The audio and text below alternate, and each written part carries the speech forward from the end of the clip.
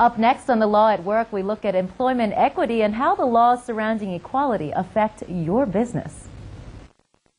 Law at Work is sponsored by Perit van Niekerk Woodhouse Macholo, leading labour law specialists representing businesses throughout South and Southern Africa, as well as Case Law, the quick, fast and easy labour law search engine.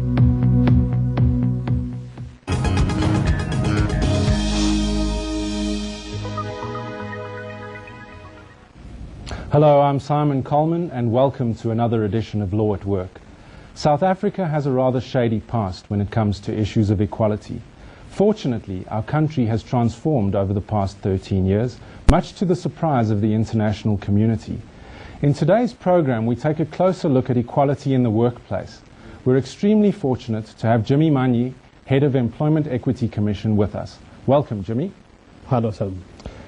Jimmy, before we get into the details about equality in the workplace, perhaps you could just tell us a little bit about the function of the Employment Equity Commission. What exactly is its primary function? Yeah, thanks for the opportunity. I think the primary function of the Commission is largely to advise the Minister on everything on employment equity. Doesn't matter what it is. From A to Z, we advise the Minister of what are the things that need to happen around this. We also make regulations as a commission, so in other words, to unpack the law into usable bites. Something that's easily interpreted by the businesses. Exactly, yeah, so that's what we do. Okay. And we also make awards to companies that are doing well.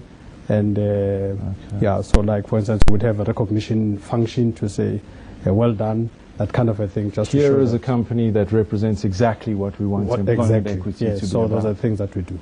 Okay, now in terms of the, let's call it the not so pleasant side of employment equity, you heard when I was talking earlier about discrimination in the workplace. There seems to be very little making it through to the labour court system. Is there discrimination in the workplace in South Africa today? Yeah, I think if somebody was to say there is no discrimination, that would be untrue. Clearly there is still a lot of discrimination in the workplace, but it takes various forms. Some of it is very subtle, and most of it is very subtle. Some of it actually, in my view, it happens without people realizing that they're actually discriminating. It's so embedded in the culture of excluding people that people don't realize it. For instance, the fact that there should be no women at the top management of organizations, that on its own is discrimination against women.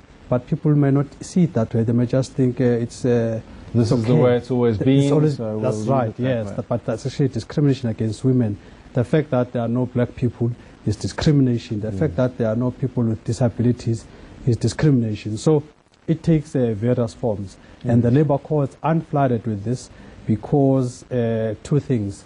One is that the courts, and maybe before the courts, the people sometimes feel that if they take these things to labor court, they will be victimized at the end of the day by the same companies. So people are very fearful. After all, they're still working at that company. They're still working at that company, yeah. So people are worried about the reprisals. So maybe the law is not protective enough in terms of if you raise issues, then what happens to you afterwards. You almost expect something like the Protected Disclosures Act that would give some protection to these employees. But unfortunately, you have to state the case and all of this, and you know, so people just fear that after this, no other company will want me in any case. Jimmy, do you think that there's a possibility that there's a floodgate situation here? I mean, let's just say the courts have been conservative in dealing with these matters. Could that be because they are concerned that if there are one or two major awards made, that there'd be a potential flood of claims from people alleging they were discriminated against?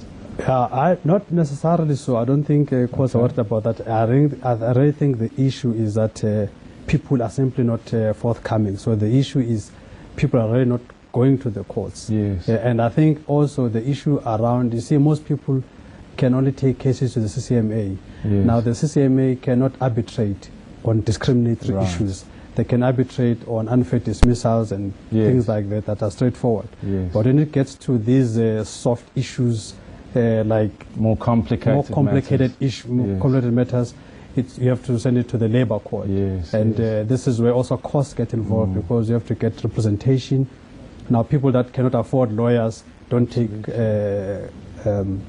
cases there. Speaking about lawyers and the law generally, I mean, what does the law actually say about discrimination in the workplace? It's prohibited. Discrimination in the workplace is prohibited.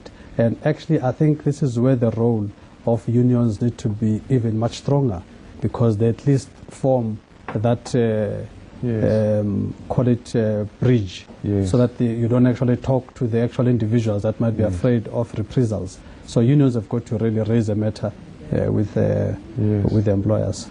A couple of weeks ago we discussed the issue of sexual harassment in the workplace, and it became evident in that discussion that there were grievance procedures in place in most companies in South Africa.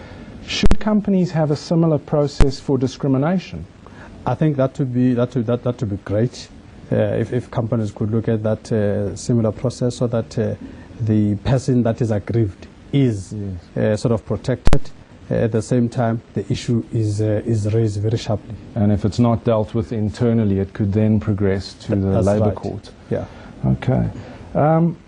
The other thing that seems to be fairly contentious, and it's possibly the flip side of what we've been talking about, affirmative action in certain pieces of legislation is encouraged, and obviously it's allowed if it's furthering the company's responsibilities in terms of their employment equity plan. What is your opinion on affirmative action in the workplace? No, I think it's a very good thing. It's a very necessary thing. I think affirmative action will help South Africa to ensure that we don't get like some of our neighbors across Limpopo. It's a very noble process that is structured, and it's got a process, and it's all transparent. So I think it's a very good thing, and it should be promoted. It will help this country to transform in a very decent manner. So I think if you're against the affirmative action, you're actually looking for trouble. Yes. There's been a lot of talk that in an effort for a company to meet its obligations, they've done what's perceived as window dressing.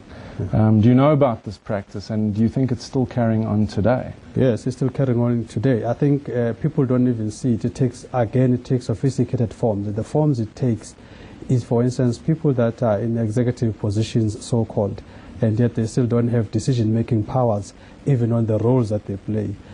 People that cannot make even a 10,000 rand decision, but they call themselves executives. So those people are clearly window dressing. They've got no authority, no power to execute even their own mandates. They're there in name only. They're there in name no only, and when there's a minister to be organized, then they are right there in front. When there's PE credentials to be displayed, excuse me, then they are there in expensive suits, and they say, now I've got Jimmy here, and so on. So really that's window dressing. So people need to be given jobs with a substance, and must be held accountable for the results, and must be given the necessary authority to deliver on the mandates that they're employed for. Absolutely. Jimmy, thank you very much for joining us. I hope to have you on the show again at some point in the future. I hope that's been as informative for you as it was for me. That's all we have for now. Until next time, goodbye.